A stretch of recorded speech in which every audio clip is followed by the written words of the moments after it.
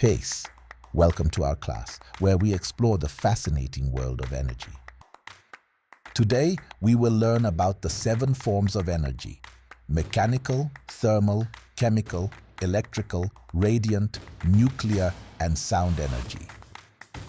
First up is mechanical energy, which is the energy of motion.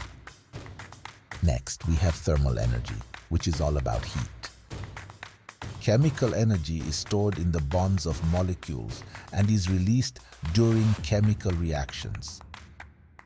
Electrical energy powers our devices and lights up our lives. Radiant energy is the energy of electromagnetic waves, like light from the sun.